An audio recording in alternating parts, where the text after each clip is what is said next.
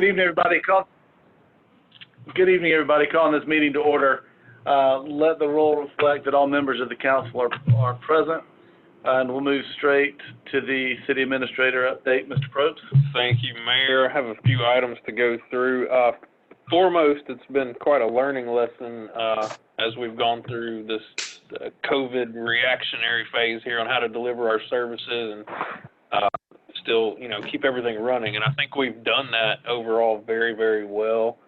But just to continue with the assurances of safety, we're going to remain closed to foot traffic in all of our offices that is generally populated by the public through walk-ins. We're going to keep that closed through the remainder of May and go from there. We'll see what the numbers look like by the end of the month to make a determination of how we want to operate and open our facilities. But otherwise, our services have really not been impacted in any way. Want to update on the Church Street traffic light.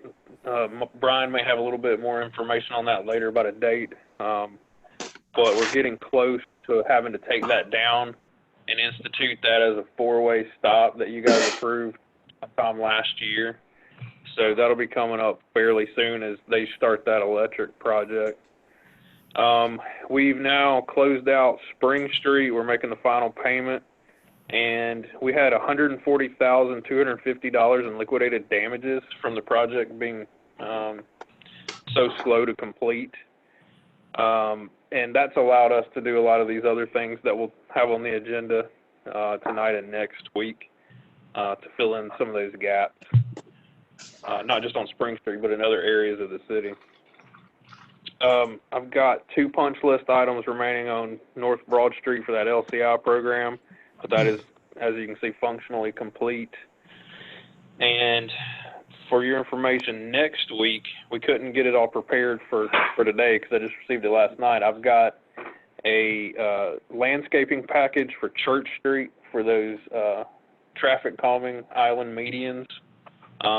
That'll come in. It came in lower than expected at $66,000 for the entire length of that whole project.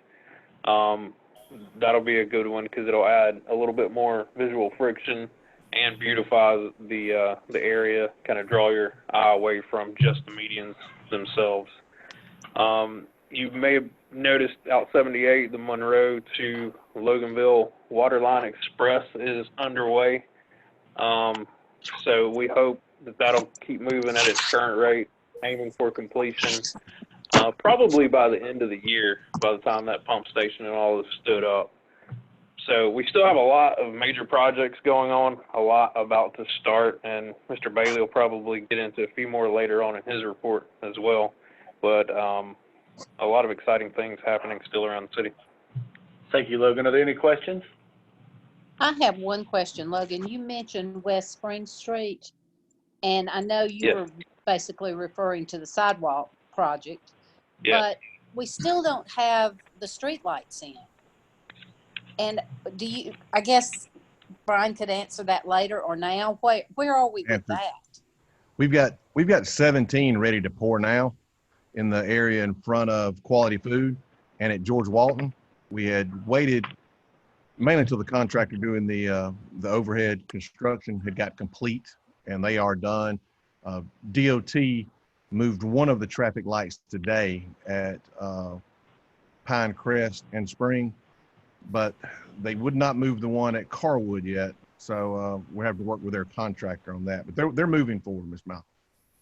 Okay. I mean, I just thought, now with social distancing and maybe that's something we can put on the fast track.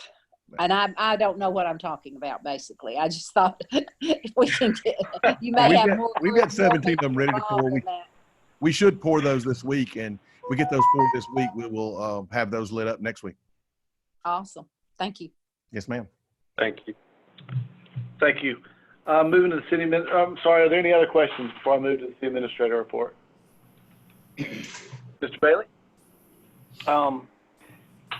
To let everybody know, and I'd sent out an update email last week, Central Services, Public Works, everybody, we went back to full 5 days, 6 days a week scheduling, back to what it was before all of this started.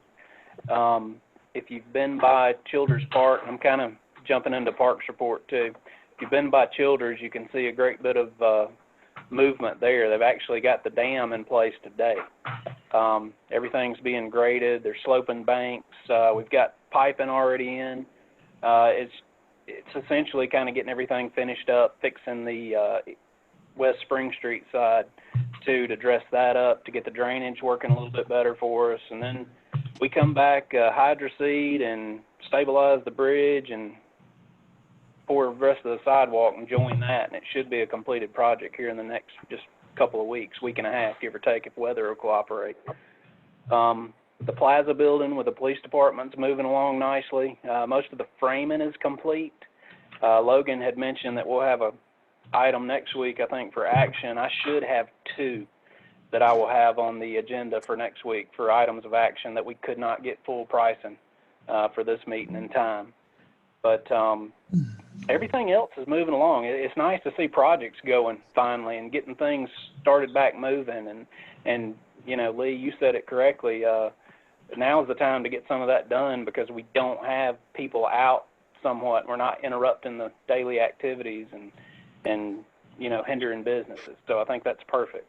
Yeah, I'll be glad to take any questions. Do I have any questions or comments for Mr. Bailey?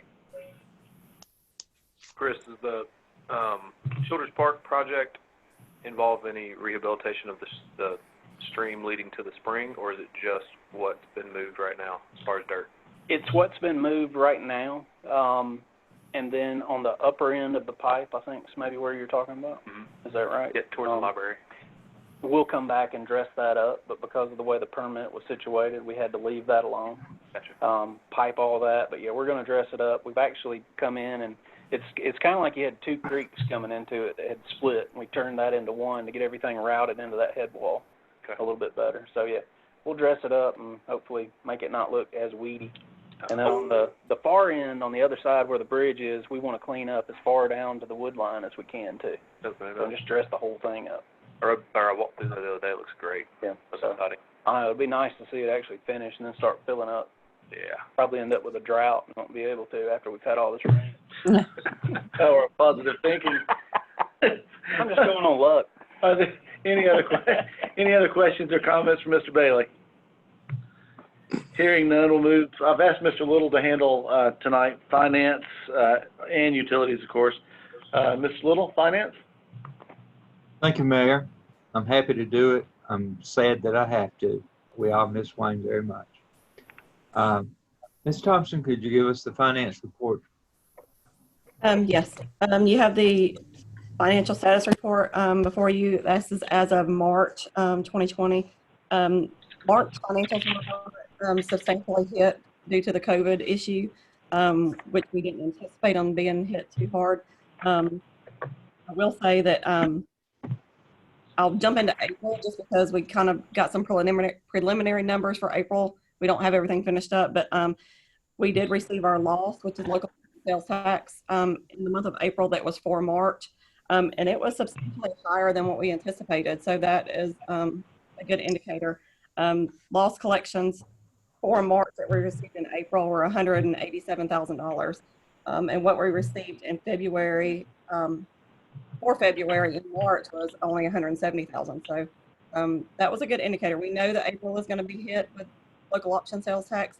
However, one good thing, webinar with the Department of Revenue a couple weeks ago, and the online sales tax went into effect April 1st. So hopefully we'll be seeing those sales tax dollars come in from online sales. I know probably every one of us has done some kind of online purchase in the last month since we've been at home. So hopefully that'll compensate some of those losses that we'll see.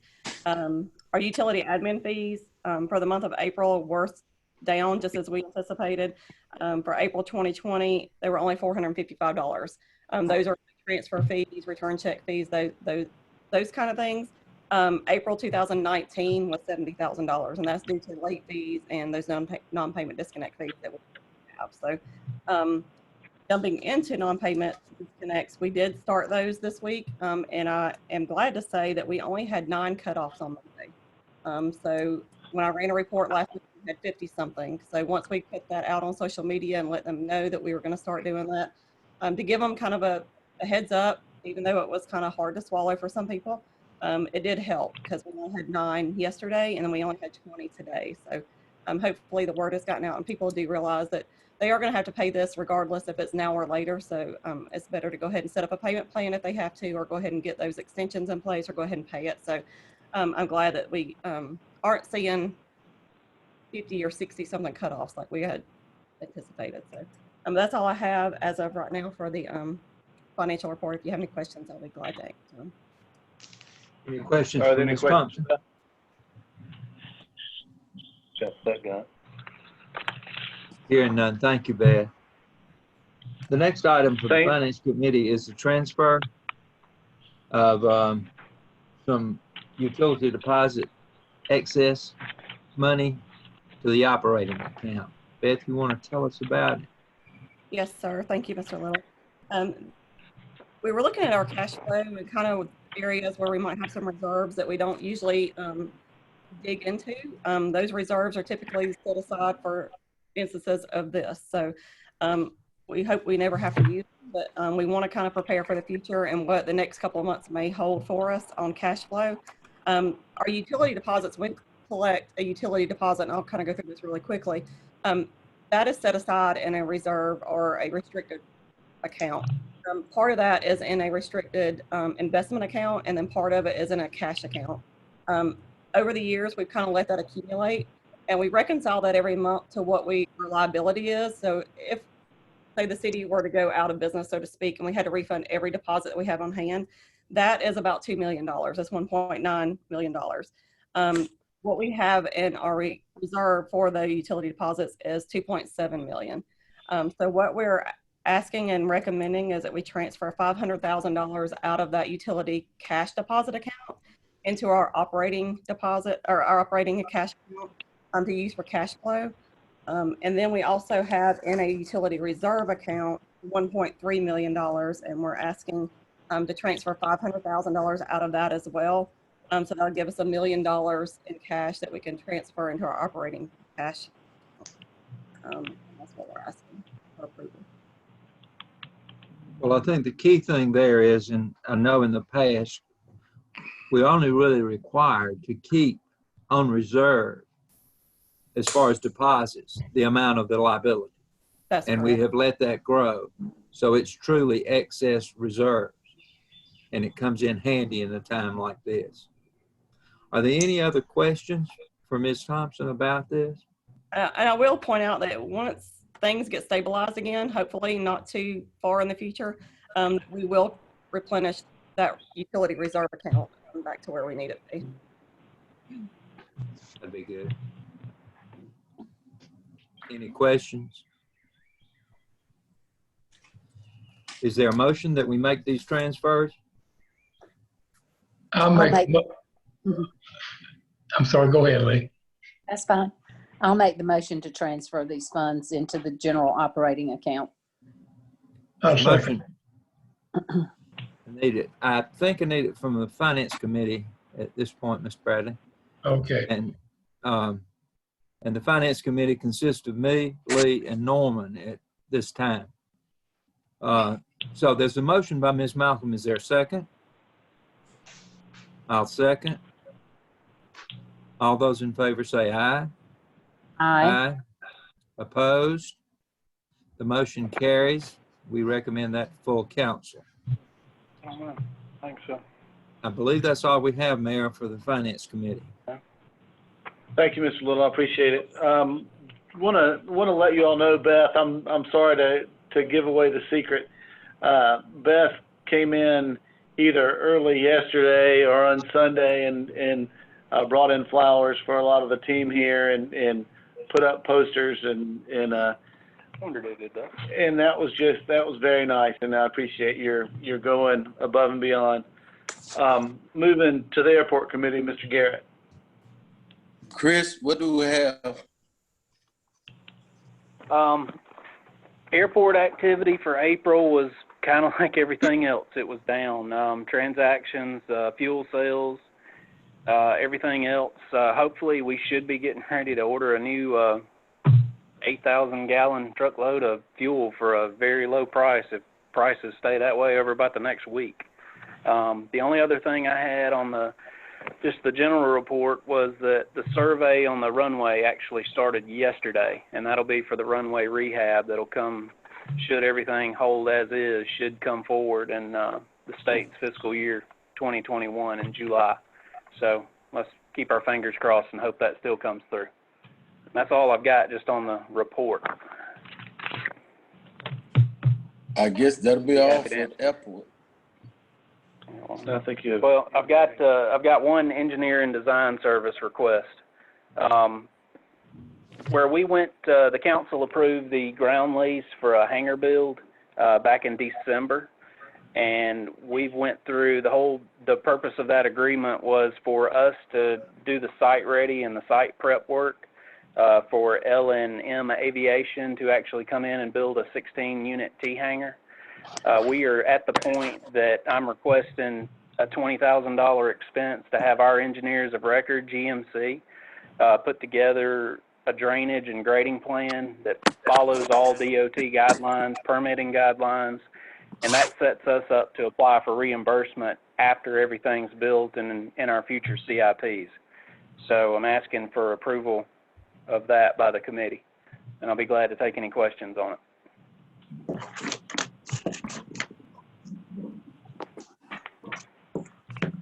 Do we need a motion and a second for that? Yes. Yes, sir. I'll move to approve to recommend that to full council next week. Second. I second it. So we, I guess we'll move to approval for next week. Anything else for Chris? One opposed. That That's all I got. that will be all. Thank you, Mr. Garrett. Moving to Public Works, Mr. Dickinson. Thank you, Mr. Mayor. Mr. Smith, tell us about solid waste. Hey, thank you, Mr. Dickinson. Just want to cover the items of interest. We did complete the tipping floor a couple weeks ago. A couple other projects are pending because of contractors. Staff is impacted by the COVID-19, so we're still waiting on those. Also, the transfer station tonnage, we are ahead of last year, March, over 2,000 tons.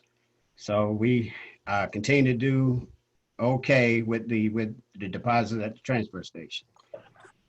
The John Deere loader is here. It's in full operation. Also, we invested in a telematic software for the solid waste fleet. And this software is equipped with dash cams and GPS mapping, and it's going to enhance our driver safety. It's going to improve our customer service, and it also is going to allow our fleet maintenance to schedule better repair schedules and troubleshoot. The driver safety system will allow us to document driver behavior. For an example, if they're speeding, there's a voice command will have them reduce their speed. It also document their any other type violation that they may be doing. The customer service dash cam is going to allow us to view any stop before and after we make a service stop. That includes dumpster service, and on the residential side, that will allow us validate our customer complaints. The only other thing I have, I want to put emphasis on the collection. We still want to keep our guys safe, so we're asking citizens to make sure they're bagging their household garbage and getting as much as they can in the container. If they have overflow, they can contact the office to possibly order an additional cart. And if they have regular overflow, we ask them to bag it, secure it, set it on the ground away from the container, And we're going to get our boom trucks to make sure they cover the overflow. We've integrated that side loader, and that's part of some of the customer service calls we are getting. That side loader truck is designed for a single operator. It's not designed to pick up overflow. So we are getting a lot of calls about the overflow, but that does not mean we're not going to get it. So we are going to clean it up, but we do want to minimize the amount of contact with the garbage as much as possible. There are some studies that suggest that the virus can live on plastic and metal surfaces up to 3 days and cardboard up to 24 hours. So much as we minimize the contact, we'll feel good about it. And the only other thing I have, the sweeper is in full operation as of last week. We do have a driver that's in the sweeper full time. And I'll take any questions you might have. It appears there are no questions. So streets and transportation, Mr. Still. Thank you, Mr. Dickinson. As Chris stated earlier, we are back to business as usual, or as close as we can possibly be at this point. It is good to get back to a full plate, so to speak, and we have that in front of us. Repairing utility cuts, pothole repair, right-of-way maintenance, shoulder work, and mowing with our right-of-way crews. All of that's going on a daily basis. I want to highlight, without getting into the report too much, some stuff we've been doing in our sign and markings. The maintenance on that, we've spent the last couple of weeks on a daily basis going around cleaning up our signs throughout the city. Guys have done a really good job on that. And we've also installed, through this report time, 26 stop bars at our intersections. That's something that we're looking at on a quadrant-based plan of attack. We've started in the southeast quadrant of town and got into the northeast quadrant, and that covers that number, those 26. So we'll move over to the west side of Broad and continue with that process. But just little simple things like that tend to go a long way with the appearance of our infrastructure. And I'll be glad to take any questions regarding that or anything in the report. It appears there are no questions. So, Mr. Still, we have one action item, which is the pavement improvements on Highland and Wayne. Can you explain that to us? I can, thank you. Tonight we're seeking approval for Blunt Construction to come in and apply a coating of HA5 and some restriping on Highland Avenue from North Madison Avenue to Jackson Street, and on Wayne Street from Highland Avenue to West Spring. I know a lot of you are probably not familiar with that product, HA5. It is a fairly new product in the preservation of our pavements. It is basically a seal coat, to speak lightly, on steroids. A seal coat is designed for stuff like parking lots, alleyways. This specific seal coat has a fine aggregate in it that creates a really good coating on our roadways. It provides enough friction through the fine aggregates in this material that provides desired friction for stopping, which makes it suitable for street applications. There's a lot of municipalities around us that have used it. For example, up in Oakwood, they're using it on collector streets, commercial routes, and having really good success with it. So I'm excited to propose this tonight. I'm excited to put another tool in the toolbox for our preservation package that we have throughout the city. Not only will it make things look better, and it will definitely do that. It will clean up the aesthetics of that area right there in this specific project, but it will extend the life of our roadways, sometimes up to 5 years, that time frame will tie right into a couple of big projects we have coming down the pipe in those specific areas. Like I said, it's for the seeking approval for Blunt Construction. They're the sole provider of this. The total cost of the project is $16,016.28, and it's going to be funded through the 2013 SPLOST. I'll be glad to take any questions regarding the project. All right, does anyone have any questions for Mr. Still? All right, hearing none, I need a motion from the committee, which is Mr. Garrett and Mr. Little and myself. I move to approve it. All right, motion to approve by Mr. Little. Is there a second? Second by Mr. Garrett. All right. Yes. Any discussion? Hearing none, call the question. All in favor, state aye. Aye. All right, that's approved unanimously, Mr. Mayor, to move it to the consent agenda next week. Thank you, Mr. Dickinson. And Danny, thank you for getting that street sweeper going. And Jeremiah, thank you for getting those signs cleaned. Now, those are the two things I hear about probably more than anything. Moving back to Mr. Little for utilities. Thank you, Mayor. First item is the electric and telecom report. Mr. Thompson. Thank you, Mr. Little. The big thing that happened today were the two houses were moved on Boulevard to their new sites. We had to go in and drop primary wire and service wires to almost every home on that street. I'm happy to say that it went almost completely smoothly.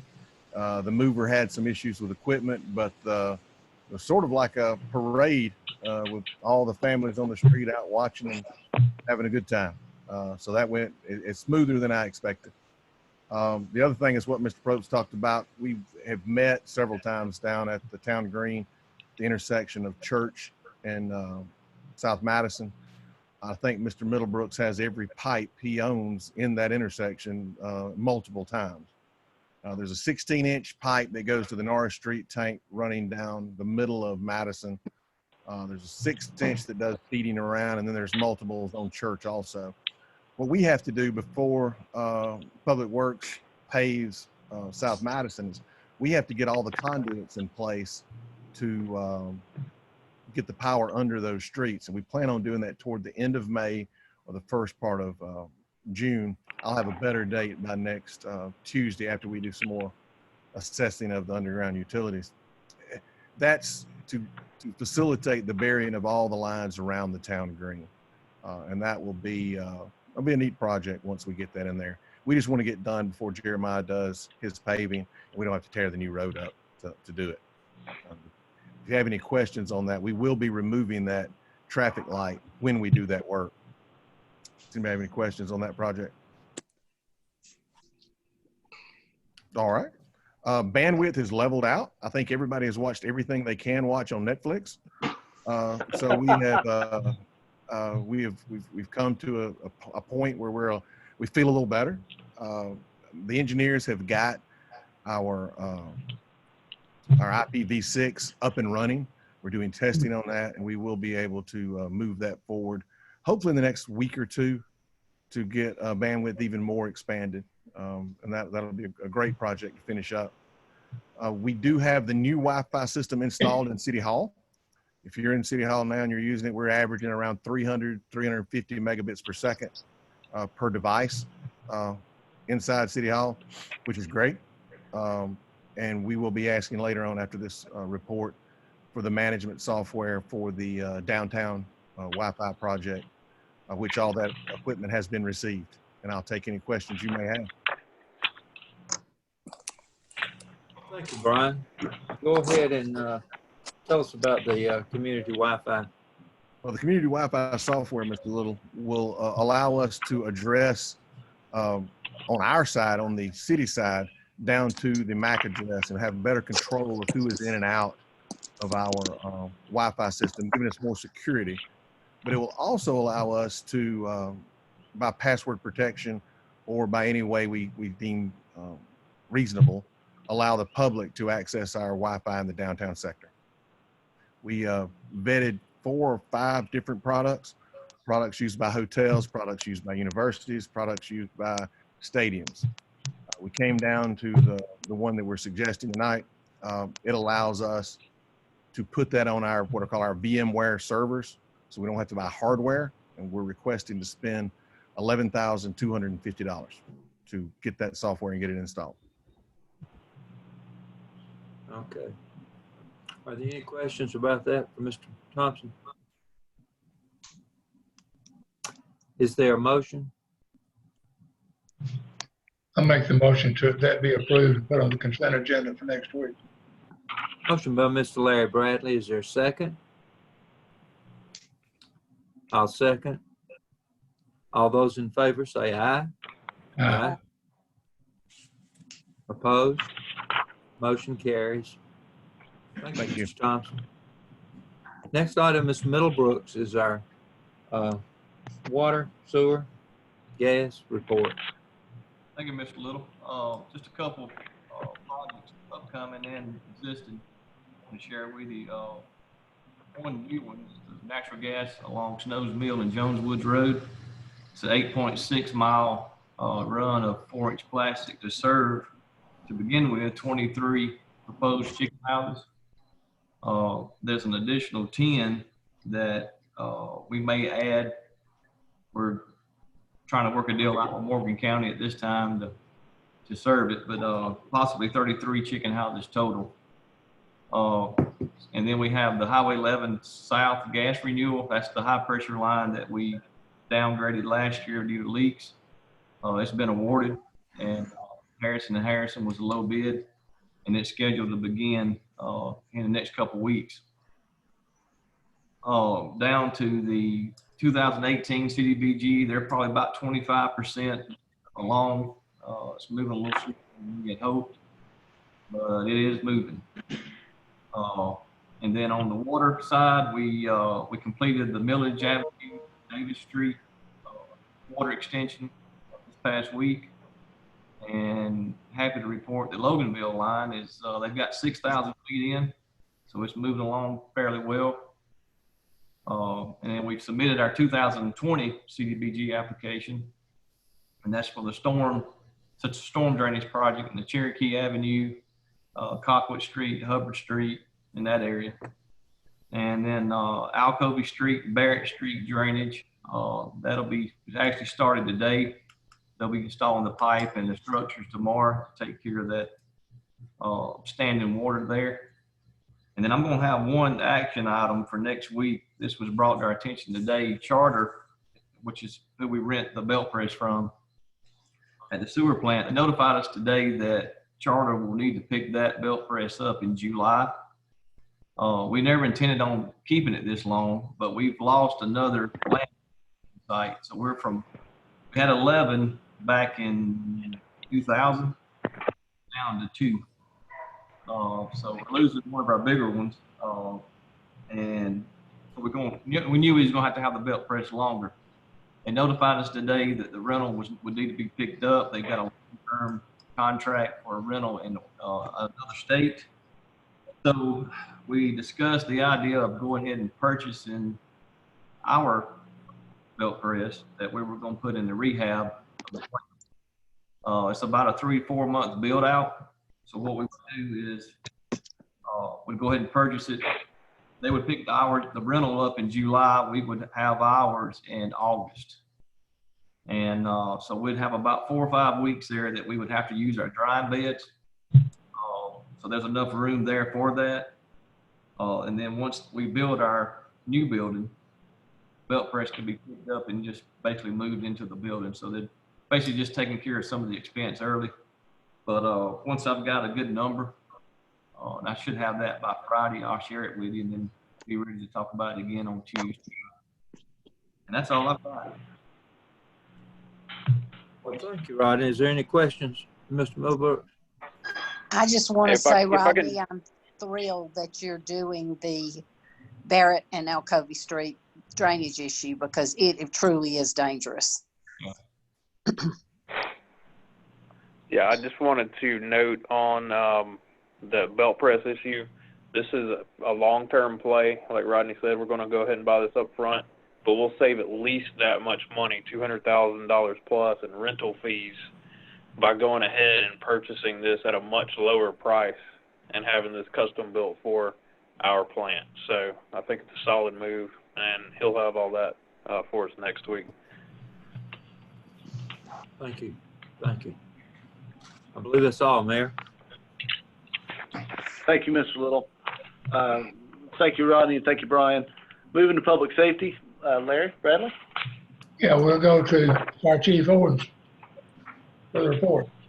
Thank you, Mr. Bradley. As you can see on the report, overall our numbers have been pretty steady up through March. Of course, April was a lot different. Our call volume actually backed down some. Overall, the biggest thing that I can definitely tell you is in the last 5 days, our call volumes actually went up by 20%. I guess everyone has woke up and got out of the house now, so that's definitely having an effect on our call volume. And although the numbers are kind of iffy coming back from public health, we do know that the number of cases in Walton County has went up some in the last week, but not dramatically. And so that's basically all I have to report, but be happy to answer any questions that you have. Bill, are you still operating from the airport? Right now, we do still have the two companies divided. We are still down at the airport. I'm still looking at the numbers. I talked a little bit with Logan earlier today, looking at possibly this weekend just shutting that down and bringing everybody on back to the station. And most of that will just come back to COVID-19 cases, and if that increases dramatically over the next week. Okay. Any other questions for Chief Owens? Then we move to the police department with Chief Watts. Thank you, Mr. Bradley. Our calls for service have pretty much stayed the same. We had 1,600 calls for service for the month of March. One thing you do see significantly is our area checks more than doubled. Because of the COVID-19, we took more of a reactive role during all this. And so we were just having a heavy presence. And plus me taking our other divisions and putting them in their vehicles on the road, which normally our CID is in-house. So we put them out on the streets, patrolling the area as well. Our Part 1 crimes, which is your more severe crimes, is actually down year to date as it was from last year, 11%. Part 2 crimes are up. That's partly because of our narcotics units, and we are seeing a little bit of increase in our domestics. And like I said before, that's partly because of people being indoors and stuff during this quarantine. Some significant things we have had here recently.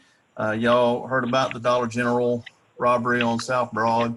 Of course, our officers worked along with the Walton County Sheriff's Office and were able to effectively make an arrest on the suspect that was involved in that. So that was a huge win for us to be able to get this guy. And he was also reportedly being investigated on other robberies across the state as well. We did have a little ring of guys stealing vehicles here off of 5th and 6th Street. We had 2 vehicles stolen, and we were able to effectively make some arrests, couple arrests on that as well just recently. And we caught a suspect that was involved in a rash of interautos on Glen Iris. So very proud of our guys, especially during this time, to be able to still proactively investigate and catch these individuals that's committing crimes. Other than that, I was just sitting here looking at my report, and I'll be glad when we get back to normal things, because one of the things I seen was on community events is when the George Walton Academy had their kids come to our police department and did a mock trial in the first part of March, and I was like, wow, how things changed so drastically from the first part of March to what we're doing now. But I'll be glad we get back to that. And that was really a cool thing to see when the students came in here and did that mock trial. I'm glad we were able to be a participant of that. So, but other than that, that's all I have to report, and I'll be happy to answer any questions if you should have any.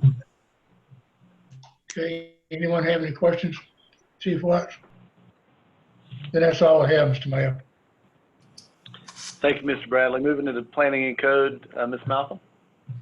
Yes, Mr. Kelly, would you share your report with us, please? Yes, thank you, Ms. Malcolm. I appreciate that. I did want to first mention the staff of the code department doing a real good job as far as splitting shifts, working from home. The city marshals being a little bit more of a community policing type activity instead of just handing out things that are going to wind up in court cases. Since we don't have any court to go to, we figured we'd try and just get compliance a little bit better through interaction with the public, and it seems to be working well. Good thing too is a lot of people are at home, so the grass is getting cut on a lot more regular basis. So that's been an improvement.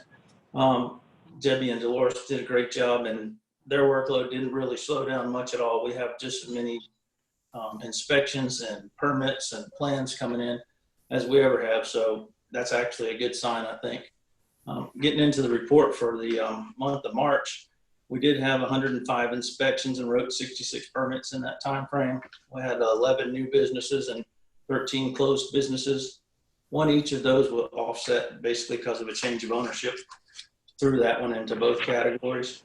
Ongoing projects that we had going on, obviously y'all can see the big 3-story apartment building coming along quite nicely on Broad Street.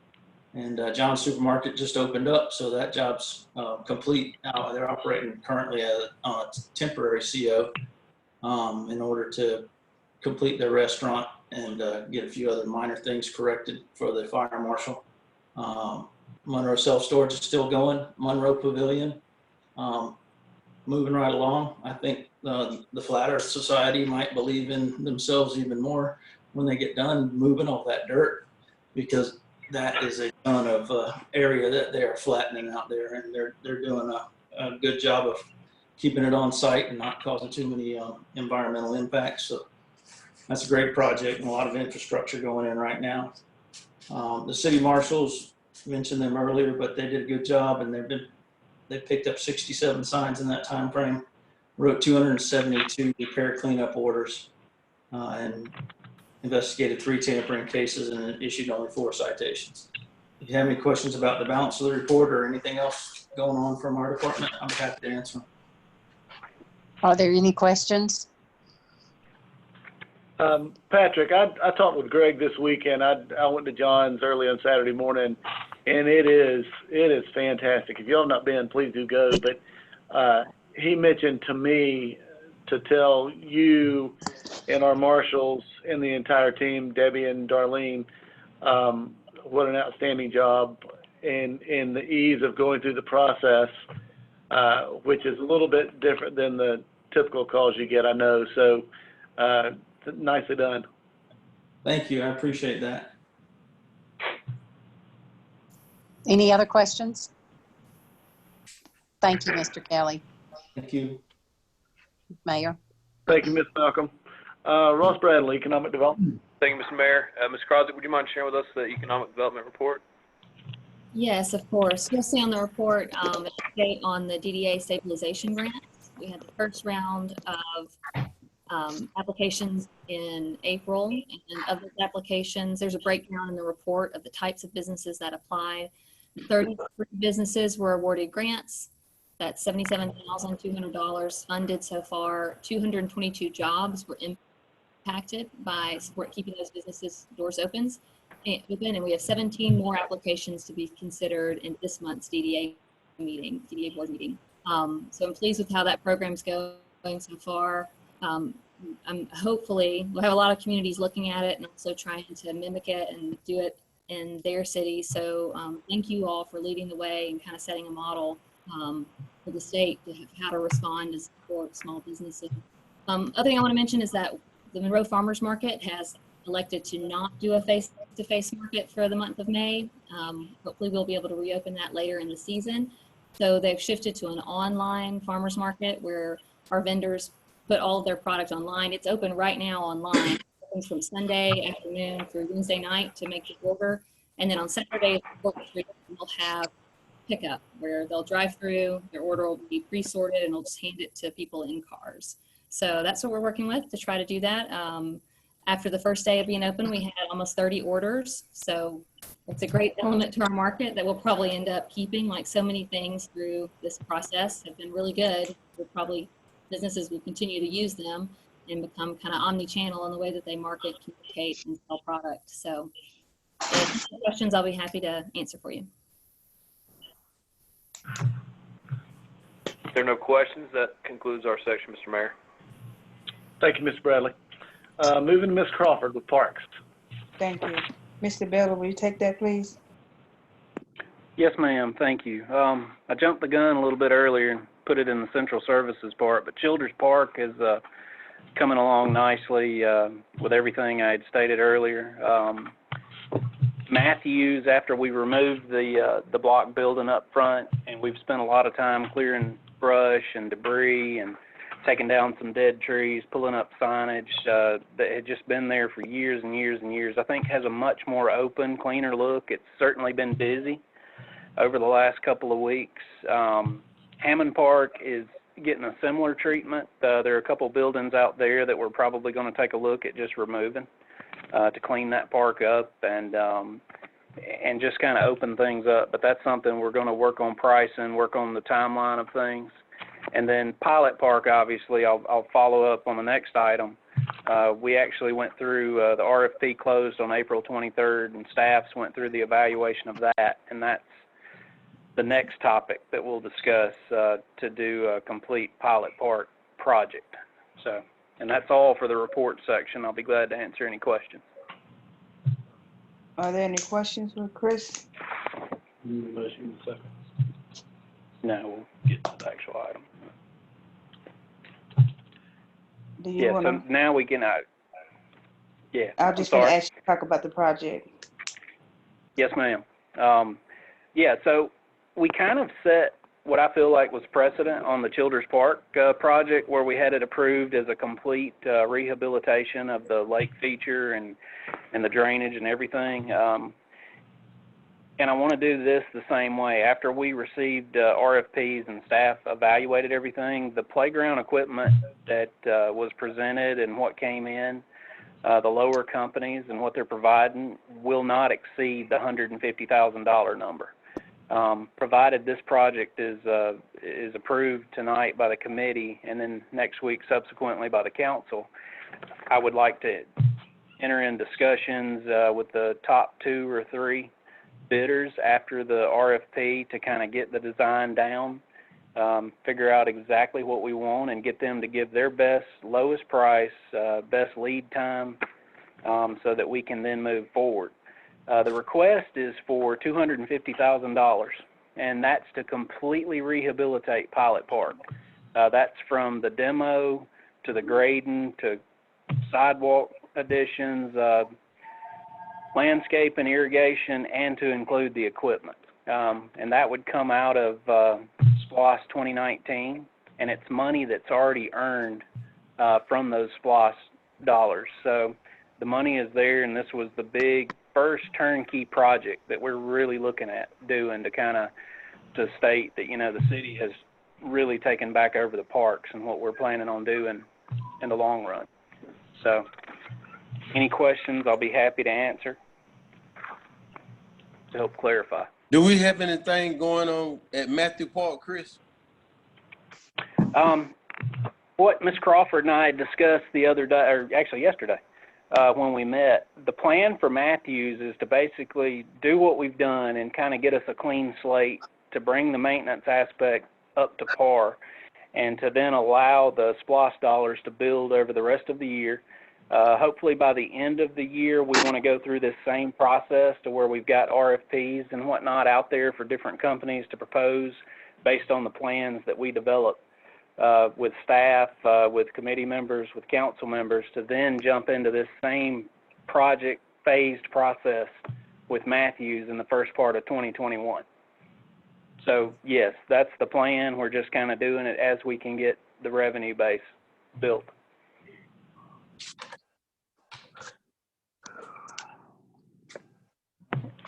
Any more questions for Chris?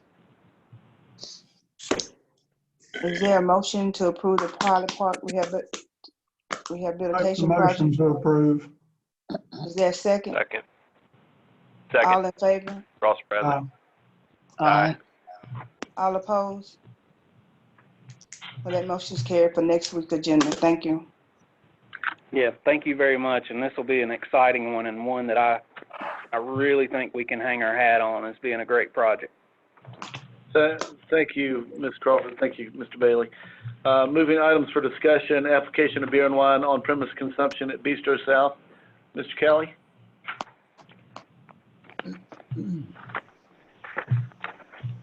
Is he here? Mm-hmm. Patrick? He's frozen. Uh-oh. Well, I'll go ahead. But he's nice and quiet that way. I'll go ahead and tell you, staff will review the application, make sure there are no issues with the license. Doesn't appear to be. Pretty straightforward. Should there be any issues, we'll refer that to conflict counsel as directed by Mr. Rosenthal, since he is party to that as well. Thank you, Mr. Probst. Any questions for Logan? Hearing none, move to the call for a special election of District 6. Mr. Probst. Thank you, Mayor. As you know, unfortunately, we have to fill some big shoes on the council in District 6. We went through several scenarios of how we could call for a special election to fill that seat. I think the most, the cheapest method of no additional cost to the city is to hold out for the November election, the general election. We can do it simultaneously and call for the special election then. The other options are a little bit tight on time right now and would also cost us a good bit, and it's a little bit more complicated now that we're dealing with the COVID situation. So all in all, I think it's a no-brainer to call for it on November 3rd, 2020 for this special election. And that is per our charter, Article 2, Section 2.08. Any questions on that? Any questions? Hearing none, we'll move to the community building lease agreement. Mr. Probst. All right. Let me go over here. We've discussed this kind of in the past about the community center lease agreement. We have a party willing to take on the community building and convert it to the Monroe Country Day School. We are about 99% through lease negotiations right now. This lease as presented showed an initial rent of $25,000. I'm recommending that we lower that to $20,000 due to this tenant. They're going to take on some repairs themselves on the front end that are a little bit more specialized to what they need. It wouldn't make sense for us to go ahead and make those initial repairs for them just to tear them back out and put them back in. So for that reason, I'm kind of recommending we lower in that, and we're just going to change a little bit of language and verbiage in the lease agreement for very minor things like, we'll take care of the building envelope and the structure itself, which is pretty standard. But other than that, it will be a 5-year lease, and it'll ramp up to years 4 and 5 of $55,000 for those 2 out years. So that's each year, $55,000. Just getting into the numbers, Sadie was kind to put this together, and I emailed it out before the meeting to all of you. But in case you don't have it in front of you, in 2019, we had a rental income of $15,900. Our maintenance there was $17,053, and our utilities, which is at the city cost, no margin included, was $13,395. So, we're upside down a great degree, $15,000 there. With this proposal, the 5-year projection, we're netted to lose at least $61,000 on the community building. One of the issues is this also does not include any staff overtime or any other sunk costs in that regard for the folks that have to maintain it. So this is just a hard cost. On the 5-year projection, we're talking about $215,000 plus the utility revenue from the facility, and those are just the numbers. The other benefit, of course, is getting a more vital use out of that building, returning it to what it was in 1914, 1915, back to a school. So I think it's a win for the community to be able to accomplish all of that, kind of get this off the city's books and return it to a much better use. Absolutely. I agree. Are there any questions for Logan? One question, Logan, on the maintenance numbers you were talking about just now that we're currently spending. Yes. Is that the Yes, type sir. is that the type of maintenance that would be paid by the tenant in the future? That's correct. So unless it's the structure itself, which you remember we just did a full exterior renovation in 2016, and the roof is in really good shape, not really slated to be replaced until at least 2027. So the general interior maintenance items would be handled by the tenant. I just like to mention, not a question, but in the early years of this, when it was first built, in the first few years, both of my parents attended that school. In the middle of the 20th century, my wife and I both attended that school. So it's encouraging to me to see it go back to the original purpose. I agree, Larry. Do we have any other questions or comments? Who's going to be purchasing that school? Nobody. No one. So it's a lease. Who will be leasing it? That's the Monroe Country Day School, and they have a board of directors. I noticed you said that that application was 99% complete, Yes. which means the decision have already been made. No, the terms of the lease that I will have before you for next week. So what I've got in here as a lease agreement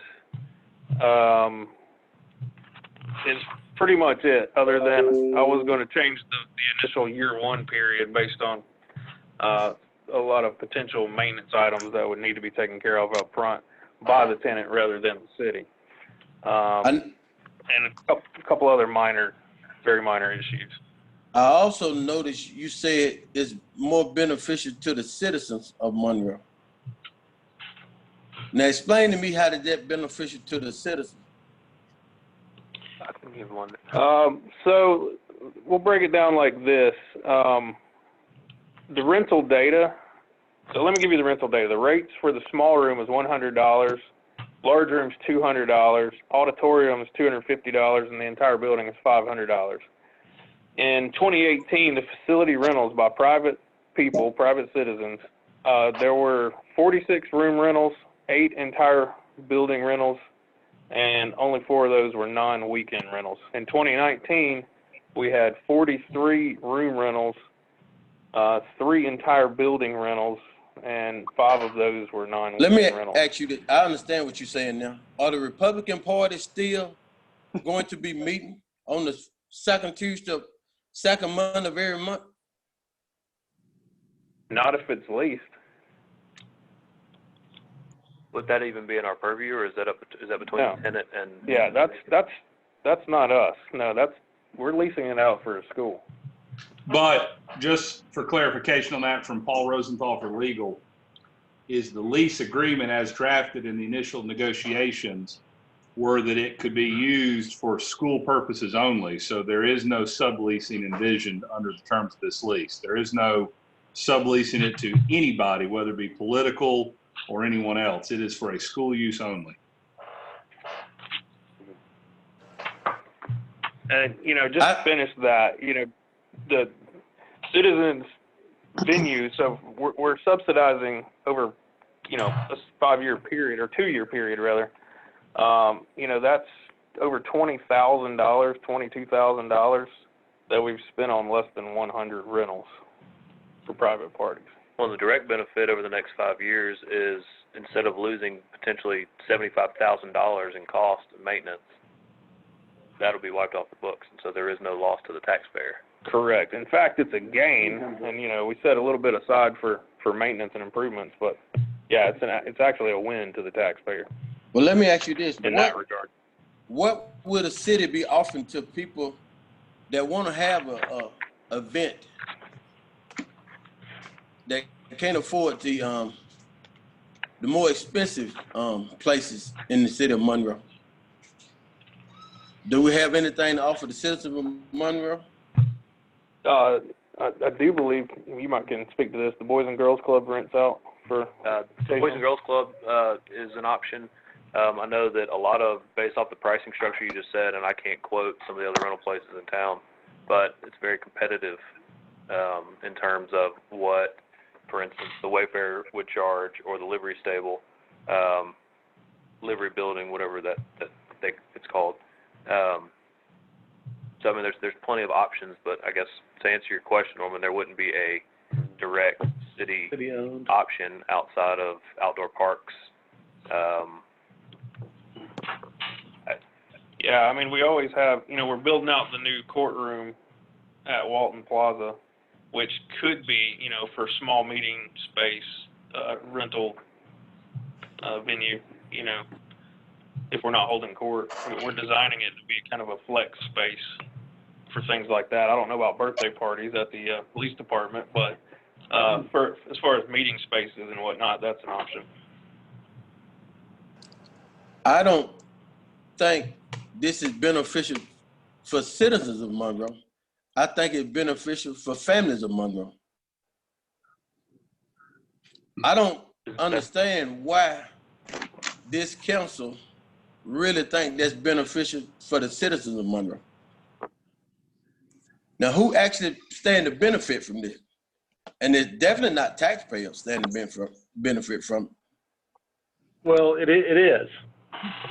It is. The taxpayers have been losing on it for years, and now they won't lose. As a matter of fact, I think we had a couple of the parties that we did have rentals on last year that we ended up having to go over and above on sending cops out and replacing fences of neighbors. That's So what you call doing their it's been a job. drain. In other words, that's what you call cops doing their job. Absolutely. I said, how is that beneficial for citizens of Monroe? It's not a drain on their wallets. When the city's losing money on it, the city doesn't have money that doesn't belong to the taxpayers. So the taxpayers are losing. It seems that they do, because the city is not asked to participate on nothing that we actually do. I'm sorry? I believe y'all have already made a decision. Like Logan said, 99% of this have already been gone through. The paperwork have been done. So what are we actually doing, waiting to vote on this? I think he said 99% of the application has been complete. He did not say a decision had been made. That's based on council next week, assuming it goes to council next week. We pretty much know when the application have been completed, the decision have been completed. For clarification, Norman, you keep referring to it as an application. Am I confused in thinking that it's not an application, but we're talking about a lease structure that still has to be executed and signed by both parties, the city and the Monroe Country Day School? Correct. Right. So there is no application anywhere involved in this conversation. It's a lease, and what we're doing right now is discussing the terms of the lease between the city and the potential occupant. There is no decision being made now or in the past, but this is part of business and how the world works, that you have to work through these things to get to a point where both parties agree so that we can move the city forward. Yeah, I can't just run and sign a lease behind your backs for any of this stuff. So I'm just getting it prepared for your action. We've already discussed it one time, I believe. Right. So just trying to follow up on my directives. Did we discuss it in private, or did we discuss it open? You said we discussed it. No, it was an executive session. Do you remember when we discussed it?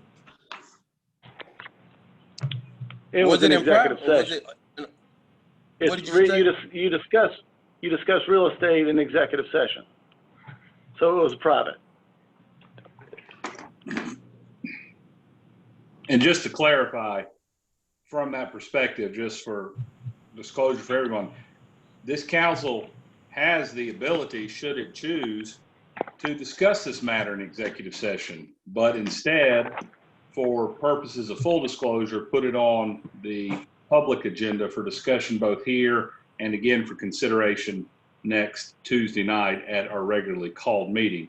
Also, just for further clarification, I need to make sure that the record reflects Councilman Dickinson's comments to the entire council earlier this week, that because the Monroe Country Day School's executive director is his wife, Dr. Rita Dickinson, that he has voluntarily agreed to recuse himself from any and all consideration and discussion on this matter and will not be voting on the matter. And that goes for me as well. I am a board member at Monroe Country Day Schools, therefore I am silent. So Lee, you will not be voting out either? No, I will not. I cannot vote. But I will say in general, just looking at what we are going to be facing in budget cuts and what the governor's asking of cities and counties. Oops. Uh-oh. Can you hear me? I would say that this is one avenue that we can bring in revenue and save money instead of expending money and not getting a return. My issue is with us not having nothing for the citizens to actually do in Monroe by entering into a lease agreement with the board member. To me, some of this stuff seems unethical, if I want to say. It may be ethical, but it don't seem like it. It may be moral, but it don't seem like it. Some of this stuff to me just seem like we shouldn't be doing, even though clearly the decision have been made just from listening to all y'all talk. All of y'all in support of this, except me, look like. So at that point, I have to think the decision have been made. We just going through the process of acting like we vote for something that have already been established.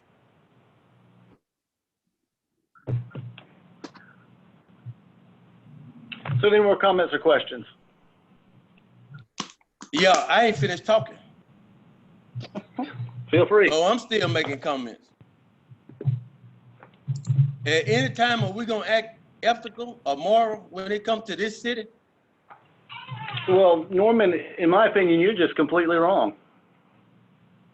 I really didn't. That's why we're bringing it. I think you just did.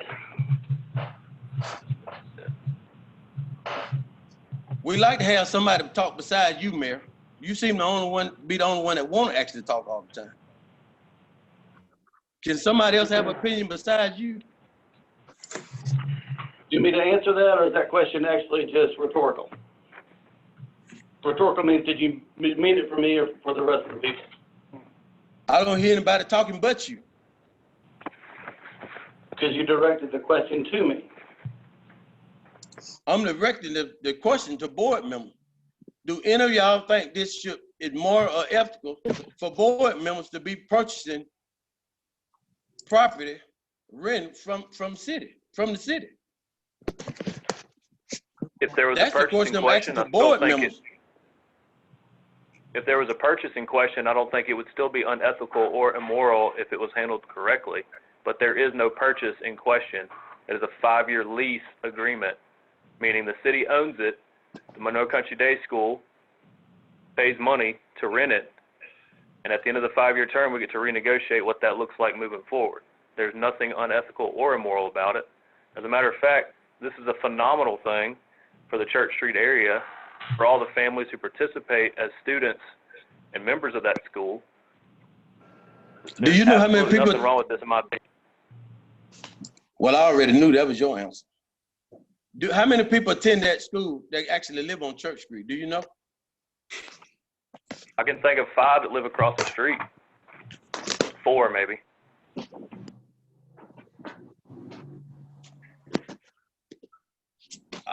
My mind not gonna change. I mean, clearly y'all already had a vote. The decision have been made. We're just going through the process at this point. So I was just gonna voice my opinion about how I actually think that we actually taking something. The building is super reasonable for people of Monroe. The cheapest building in Monroe as far as rent out. Clearly, we all know that.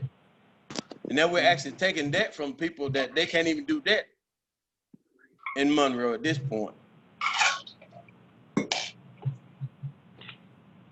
So I guess. I mean, the other alternative is we raise our rates to a point that it's not affordable for anybody. If you're just looking at balancing the books, or you lease it out, or we continue to subsidize it pretty heavily out of the general fund.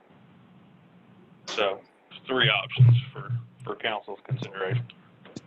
I think we have a lot of funds that we tend to always find when we really want to do something. So I don't really think funding is a real issue when it comes to what we really want to do. I know that we're trying to make it seem like that $10,000 is a lot of money or $15,000 is a lot of money when the city has millions.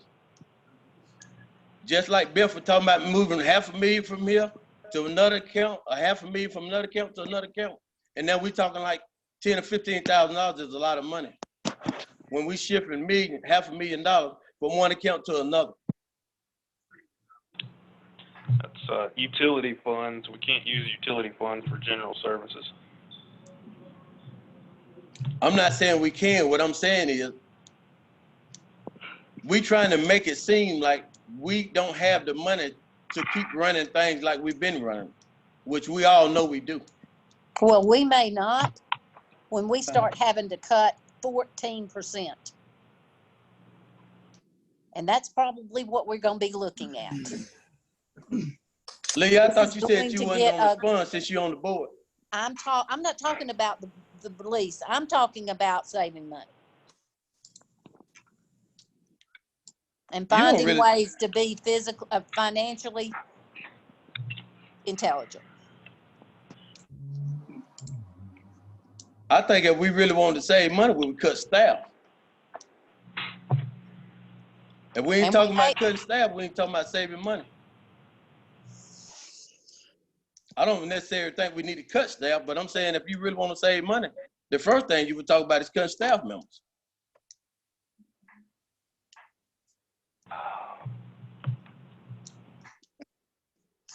So we can go ahead and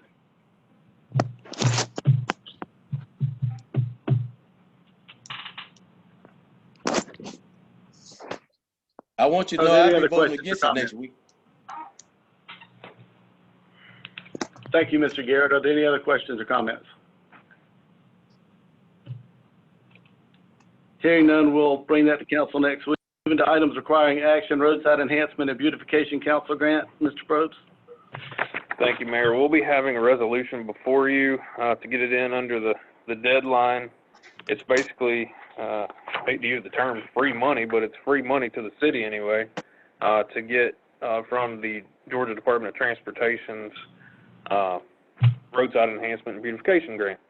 And what we'll do is do some nice landscaping and planting, hopefully around some new gateway entrance signage to the city, probably on the north side of town, and we'll see if we have enough funding to do a second sign somewhere else, maybe on the south side of town.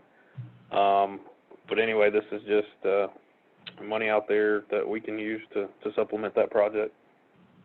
Would we be using that our same standard Monroe logo, or have we talked about? Yeah, we're going to talk about rebranding all of that at least pretty soon. We, something that could be changed out as we go through that full branding project.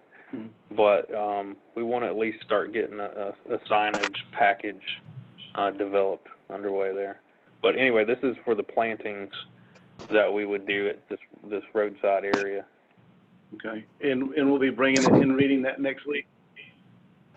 Well, are we good? I'm sorry. That's items requiring action. That is tonight. I apologize. I just didn't know if I'd been ready. Yeah. So, I can go ahead and read that. Resolution of the City Council of the City of Monroe, whereas many roadside areas within the Department of Transportation's right-of-way must be maintained and attractively landscaped, and whereas the City Council of the City of Monroe desires to beautify and improve various rights-of-way by landscaping within the City of Monroe, and whereas the City Council of the City of Monroe desires to authorize City Administrator to apply for the REBAC grant from the Georgia Department of Transportation, and if awarded, to enter into a mowing and maintenance agreement between the City of Monroe and the Georgia Department of Transportation. Now, therefore, be it resolved by the City Council of the City of Monroe, the City Council of the City of Monroe hereby authorizes the City Administrator to apply for the REBAC grant. Upon award of the grant, the City of Monroe shall enter into a mowing and maintenance agreement between the City of Monroe and the Georgia Department of Transportation. Section 2. The City of Monroe is hereby directed to send copies of this resolution to the Department of Transportation and all persons as directed by the City Council. Approved and adopted by the City Council of the City of Monroe at regular meeting assembled this 5th day of May 2020. That is the resolution. Thank you, sir. Are there any questions for Mr. Probst?